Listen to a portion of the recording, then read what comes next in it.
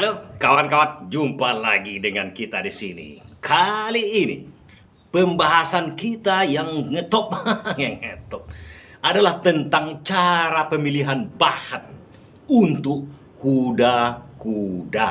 Kuda-kuda bukan kuda lari kawan-kawan. Kuda-kuda, atap kita itu kan ditopang dengan kuda-kuda nih. Seperti inilah kawan-kawan kan, ini atap. Ini atap. Kan di bawahnya nih kuda-kuda. Macam-macam itu kuda-kudanya. Bisa-bisa kuda pelana, kuda limas, kuda rencong langsung aja kan. Seperti ini kawan-kawan. Kuda-kuda itu kan seperti ini untuk penahan beban atap. Seperti ini. Kita misalkan ini untuk kuda-kuda pelana aja misalnya kan. Pemilihan bahannya. Apa yang akan menjadi pertimbangan kita untuk pemilihan bahan dari kuda-kuda itu? Kuda-kuda itu kebanyakan kalau dulu-dulunya kan kayu semua. Jarang yang ada yang lain. Kemudian ada muncul kuda-kuda beton, dicor. Mantap juga itu kawan-kawan. Kemudian ada sekarang baja ringan. Ini yang akan kita bahas, baja ringan dengan kayu. Contoh kuda-kuda misal. Bukan contoh kuda-kuda. Hanya sekedar perbandingan dari KSA ya. Saya bukan dalam arti kata menentukan atau menyarankan mana yang lebih baik bagi kita. Tapi sebagai perbandingan, kita yang punya rumah tentu saja berkepentingan di situ. Ada hal-hal yang harus kita perhatikan dari dua macam kuda-kuda ini. Kuda-kuda kayu bagaimana? Kuda-kuda baja ringan bagaimana? Di sini saya buat catatan sedikit kawan-kawannya. Nanti saya takut lupa, takut bingung saya kan. Di sini saya buat pemilihan bahan kuda-kuda penahan atap. Konsumen kan wajib tahu apa aja atap yang akan dipakai. Satu, dalam hal ini pernah saya membangun, saya cerita sedikit, membangun rumah peta empat buah rumah peta. Begitu dua udah siap, masuk ketiga keempat kan udah langsung juga dua saya bangun kan. Masuk yang ketiga empat ini, yang kedua, yang dua ini udah di atap dengan kuda-kuda kayu sama saya, rengnya kayu, atap seng. Ini atap seng ini. Kemudian yang ini udah mulai agak macet. Yang punya rumah minta tolong dia agak diturunkan biayanya. Kalau atap seng, kuda-kuda kayu agak susah menurunkannya. Tapi begitu ada kawan saya yang ikut dalam kerja itu menyarankan kuda-kuda baja ringan saja. Oke. Saya teruskan. Cuma kawan-kawan, waktu sekarang bermasalah dengan kuda-kuda yang dua rumah lagi itu, saya tak berani naik kawan-kawan. Karena goyang. Kalau yang kuda-kuda yang kayu, mudah-mudahan atapnya tidak bocor. Dan saya berani naik ke atas. Karena yang saya pergunakan adalah kayu-kayu. Kalau kawan-kawan, ini seperti ini 57 yang asli, yang net. Kemudian 510 untuk kuda-kudanya. Itu yang saya lakukan, yang saya jadikan. Jadi saya naik, atap-atap seng seperti ini atap sengnya. Atap seng aja. Di bawahnya ini ada tulangannya besar, saya berani. Tapi tulangannya kecil, kemudian ada kanal, di atas ini ada kanal lagi. Nggak berani saya. Pernah saya beranikan itu, tuh naik. Akhirnya saya mundur. Karena itu bukan saya lagi mencari kerjaan yang bersiko namanya kan. Jadi kebetulan, jadi pemilihan kita sebenarnya ada macam-macam klasifikasi untung ruginya kita memakai baja ringan. Ini di sini saya buat sedikit. Kalau untuk tahan karat, jelas-jelas baja ringan ini tidak berkarat. Baja kayu pun kan tidak berkarat. Kemudian rayap. Jelas kalau baja ringan tentu tidak makan rayap. Kayu kemungkinan kena rayap, tapi ada solusinya belakangan atau dari dulu adalah dengan cara memberinya oli bekas. Dilumuri dulu seluruh kuda-kuda ini dengan oli bekas sehingga menghitam kawan-kawan. Itu triknya untuk mengurangi mengurangi. Kemudian lapuknya kayu kemungkinan lapuk, tapi kalau baja ringan hampir dipastikan tidak. Kemudian kebakaran, kayu gampang terbakar. Baja ringan tidak. Ini kita perbandingkan aja. Listrik, baja ringan adalah penghantar listrik. Kayu sama sekali tidak menghantar listrik. Ini lagi biaya.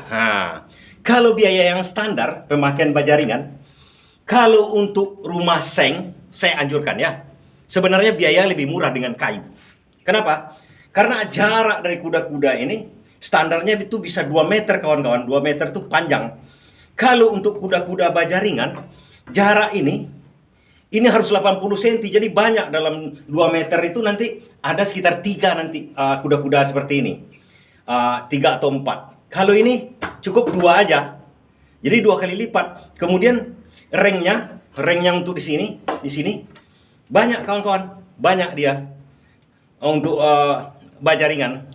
Dan pengalaman ini bukan berdasarkan ilmu, tapi pengalaman saya aja. Kalau untuk atap seng, ini atap seng, bukan multi roof. Kalau atap sengnya seperti ini.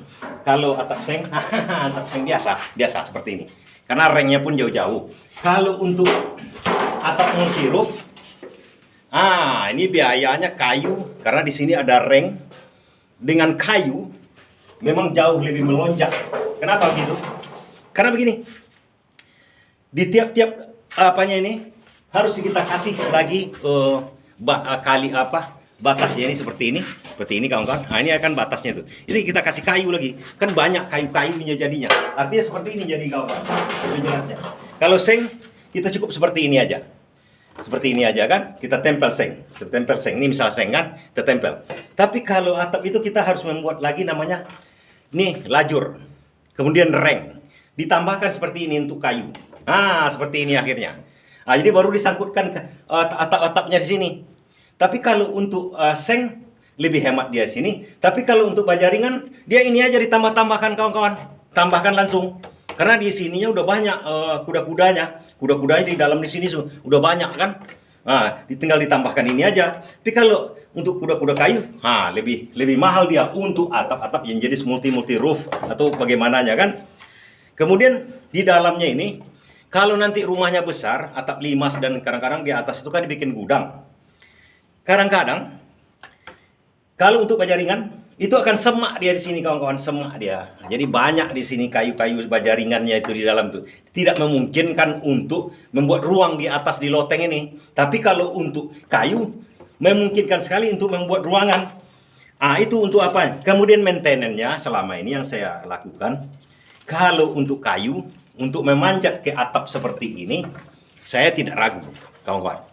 Ini bukan dalam konteks saya mana yang lebih baik, tidak. Tapi kalau saya mengerjakan yang kayu, kemudian saya lihat balok-balok kayunya sedikit ke atas, saya berani memanjat ini. Dan kebetulan belum lama ini, ada yang memanjat untuk baja ringan, karena pemasangan baja ringan itu kadang-kadang ada yang asal pasang, asal lengket, asal bisa nampak aja. Kemudian tanpa memikirkan spek-speknya. Karena baja ringan itu paling tidak jarak ini, jarak kuda-kudanya ini, itu 80 cm kawan-kawan. Tapi kalau untuk kayu, 2 meter, 2,5 meter pun masih bisa. Masih bisa enak untuk dipijak. Dan masih kuat. Tapi kalau untuk baja ringan memang standar 80 sampai 1 meter atau 1 meter 20, terkadang dibikin lebih dari itu, akhirnya mengoyak. Dan kalau saya diminta tolong untuk maintenance itu, ada anggota atau saya sendiri, saya akan cek dulu, ini baja ringan atau tidak. Kalau baja ringan, kadang-kadang, kalau upahnya tidak menarik, tidak menarik kan, tidak saya kerjakan. Tapi kalau upahnya menarik, bolehlah dengan bantuan tertentu nanti, misalnya, papan saya kasih di atas ini atau bagaimananya ke dalamnya itu kita perbaiki ke dalam loteng kawan-kawan. Kalau baja ringan semak di dalam itu, semak. Tak, kalau saya hindarkan kecuali upahnya menarik. Begitu pemilihan kita ya.